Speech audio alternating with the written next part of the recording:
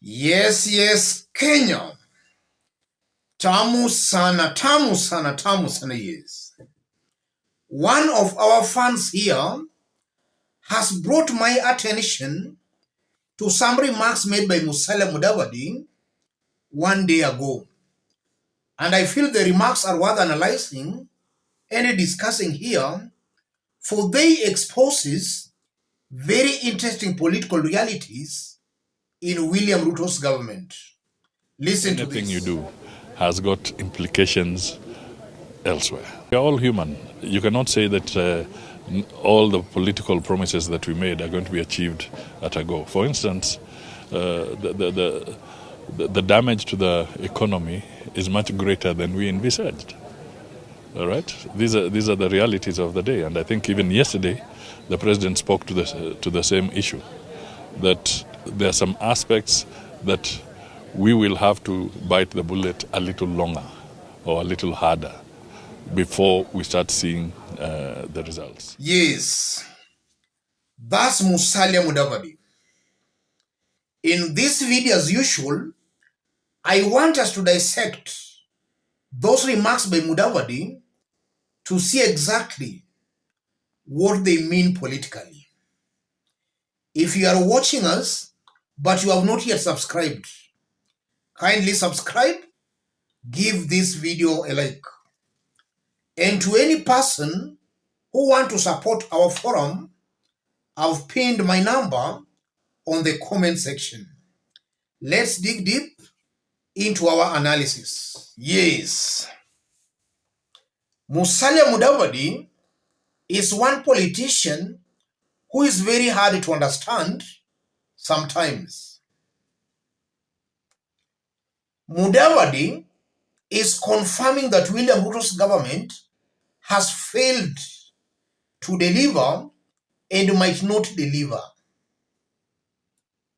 So the big question, why is Mudavadi still in government?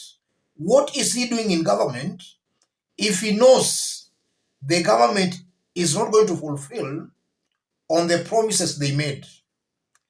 I'm seeing a greedy Mudavadi, a Mudavadi who is in government for his own personal gains and does not care about the masses. As long as he, as Mudavadi, he is benefiting from the government, he does not care whether the hustlers are suffering or not. That's exactly what is coming out listening to Mudavadi. Secondly, Mudavadi is also confirming that William Ruto Kenya Kwanza government lied to Kenyans. Because Mudavadi is confirming and saying that we are all human and you cannot keep all the promises you made. Yes. So, which are those promises that William Ruto made that he has not kept? If you look at almost all the promises, Mudavadi, William Ruto, the whole Kenya Kwanza brigade gave Kenyans, in fact, a good majority, if not 100%, a good majority of their promises have not been kept. Yes, a good majority have not been kept. So Mudavadi is again confirming that their team lied to Kenyans. And now that puts on the spot the integrity of these leaders serving in government. Are they worth holding a public office? And just as I've always maintained here, if the law was to be followed, Chapter 6 of the Constitution, integrity and leadership, the mere fact that these leaders promised Kenyans that we shall do A, B, C, D, and now they are turning around, that alone warrants their impeachment and removal from office. They are not fit holding a public office. And this is, again, the biggest problem with African leaders. An African leader would rather die than to resign. Integrity to an African leader is not an issue. And that's most likely why African countries cannot develop. They have leaders who are not fit holding a public office.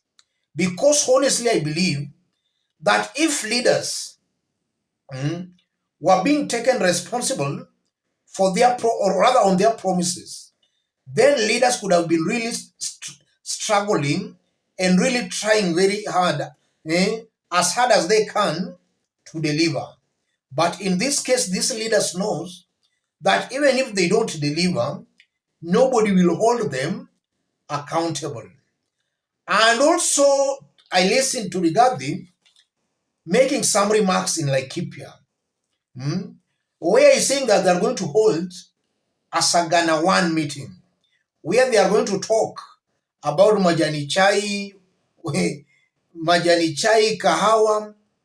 I'm seeing a William Ruto's government that is most likely in the coming weeks going to give new promises to Kenyans for Kenyans to forget about the old promises.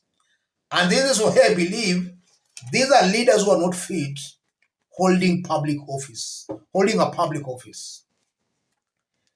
And also listening to Musalia Mudavadi. Musalia is again the politician who is on record saying that come 2027, William Ruto will be re-elected. And at the same time, he's making those remarks. He knows perfectly well that William Ruto is not delivering. So I'm seeing a Musalia Mudavadi or a Kenya Kwanza team who knows, or rather, according to them, they know it's not about service delivery. Whether you deliver or not, it does not matter. I'm seeing a Musalia Mudavadi who are believing something like that. It's not about service delivery. And looking at Musalia Mudavadi, Musalia and his team should and must know that politics is dynamic. Things do change. The factors that made William Ruto be elected or be sworn in as the president in 2022, those factors might not be the same again in 2027. In 2027, dynamics can change to a point that their political survival as Kenya Kwanza government might be dependent on their service delivery. So actually, as they think that they'll get a re-election without delivering, they should deliver as a backup plan, because they never know how politics might turn out in 2027. And I'm seeing a Musalia Mudavadi who is very politically naive. And I'm saying he's politically naive because this is a man who has got he has got no portfolio at all. He's just there to be seen. And the same person who is just there to be seen is making the loudest noise again on how the government, how we people are human, and how somebody cannot fulfill on all the promises they made. Musalia is not being politically smart here, in that he's trying to own the baggages of William Ruto's government. Musalia is not the president. It's William Ruto who should be owning those mistakes Musalia is trying to own for himself.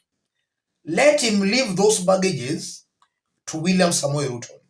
In fact, Musalia should be playing it safe, because the more he embraces William Ruto's government and the weaknesses, as much as he is in government, he should not behave as if the government is his.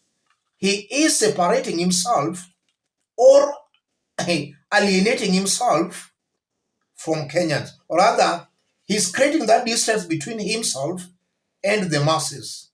The people will see him as a non-performer.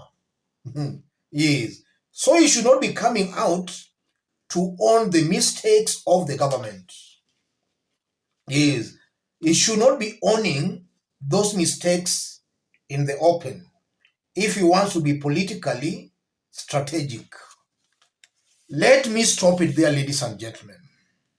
But just as I did indicate when we were starting, if you are watching us for the very first time, subscribe, give this video a like, and to our fans and subscribers here, I'm very much humble, very grateful for the kind of support you are giving me here. God bless you, God bless Kenya. And before I forget, I've pinned my number on the comment section. If you want to support our channel, contact me through the number or feel free to channel your support to the number. Let's meet in our next analysis.